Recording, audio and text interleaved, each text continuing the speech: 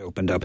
Now, in this country, the word cheese has become synonymous with the name Sheridan. From a market stall in Galway to their shop in Dublin, brothers Kevin and Seamus have been mongering for decades. A story they tell, along with a few recipes, in their new book, The Sheridans Guide to Cheese. Kevin and Seamus, good afternoon to you both. Good afternoon, John. How come you both ended up doing the same job? By accident. Well, who did it first? Well, I did. James is my big brother, so I was chefing in Galway, and there's a lovely restaurant in Galway called Nemo's. Yeah, that's Spanish Art. So that was room upstairs was empty in 1990. I went to Galway Arts Festival, going up to the train station, and I just saw it was for rent for a couple of quid a week, and 10 weeks later, I had a coffee shop in Galway, and that winter I met a few chefs. We bought 2 electric cookers from Crockwell Electric, and we opened a restaurant, and I became a chef. Right, okay. Was this in Nemo's? In Nemo's, yeah. And then there's a lovely story. Harriet Leander took it over then for about 15 years, and it's currently owned by Alvin and Ardbia, so it's still going strong. Right, no, it is still going strong, and it's a lovely spot. And then my daughter was born in Galway. I went to Edinburgh, kept chefing. I wasn't a chef at all before then, and then came back to Galway. And but the link there, I suppose, is back to Nemo's. That spot is very much our thing. When Seamus, I used to go down the summer holidays and wash dishes in the restaurant, and Harriet Leander was then chefing with Seamus. And then when I went to college in Galway, went down to art college in Galway, and Seamus had just gone, and Harriet had taken over the restaurant, so I cooked with Harriet all through college, spent more time in there than I did in college, and she sort of taught me pretty much everything. Right, because there is this strong connection with Galway, but neither of you were from Galway. No, we're Dubs. No. Sing Street boys. Yeah. And so was it by accident, Seamus, that you ended up working in? It's just where you happened to get a job? I went down to the Arts Festival. I saw the place was for rent. It was really, really cheap, and myself and my part-time Sarah, we just rented Nemo's, and with friends. It was called the Blue Raincoat. It was called the Blue Raincoat then, and we put in the wooden floor, and we built tables out of angle iron. And Niall Sweeney, who we're still working with at design, we just designed tables and chairs, and that winter we started cooking with cookers. Okay, so you're a restaurateur anyway. So how did you then move into cheese specifically? Came back to Galway, and myself and my good friend Terry Barman, we were going to change the world. Terry was vegetarian, I was a chef, so we opened this little shop called Food Nation. Terry was vegetarian, so it was going to be a vegetarian shop, and it was going to be an ethical food shop, and in the middle of all that there was some cheese. It wasn't really working in the corn store where Charlie Byrne's bookshop is, and then the same Harriet, who we talked about earlier, said, "Boys, why don't you bring the food up to the market and sell it?" So Kevin stayed up all night making a stall. I went for a few pints, and we got up early the next morning, and we sold hummus and cheese, but the cheese just started to sell, and I think the next year it moved very, very fast. We just got into contacting Irish cheesemakers. Nobody was really doing it at the time. We would get cheese sent up to Dublin.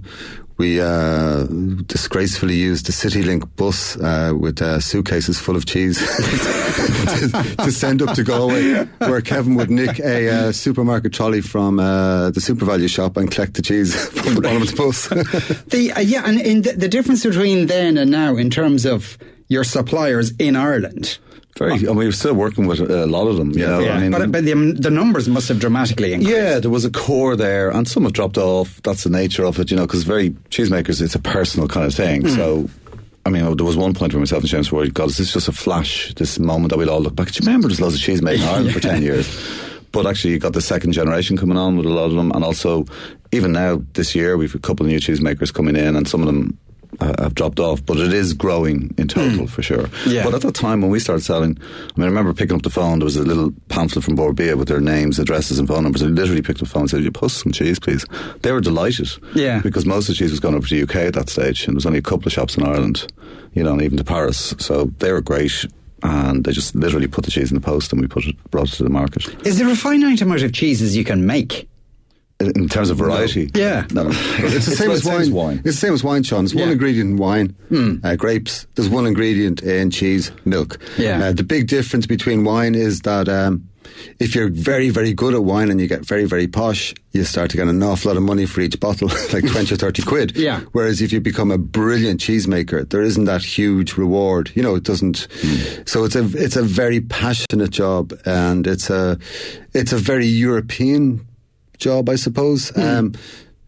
Look, there's an entire documentary as to why we gave up making cheese 200 or 300 years ago in Ireland, and the famine and the potatoes. But you know, it's part of a European culture, and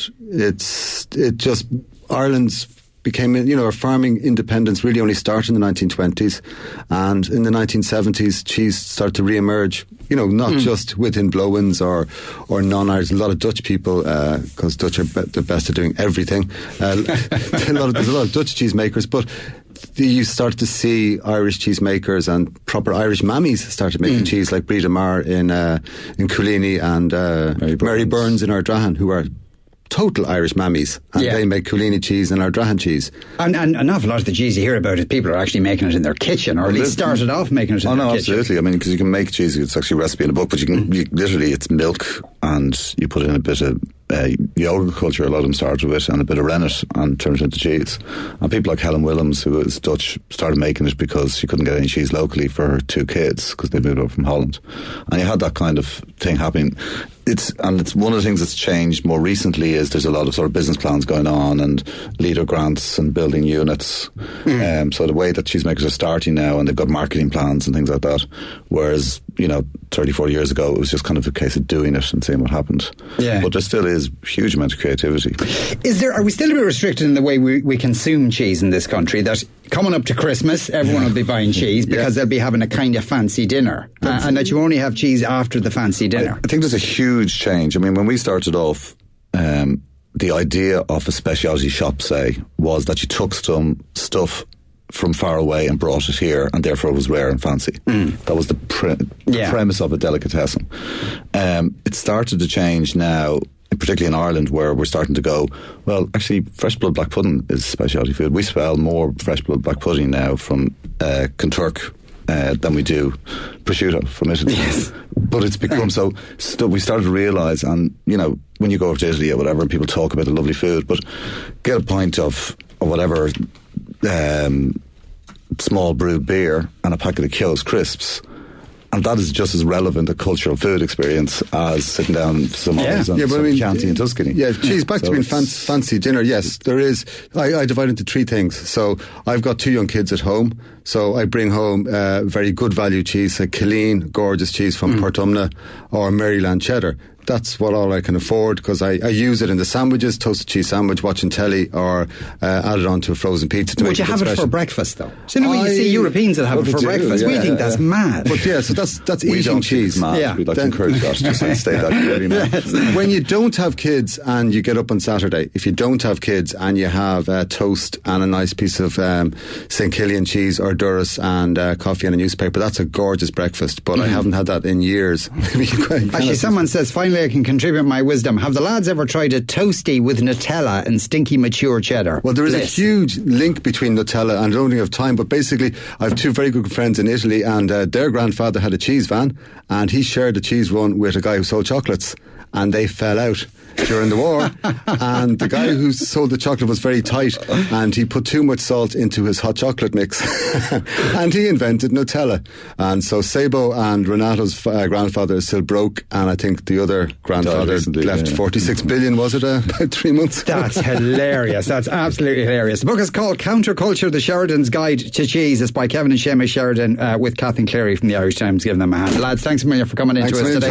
We're going to take a break.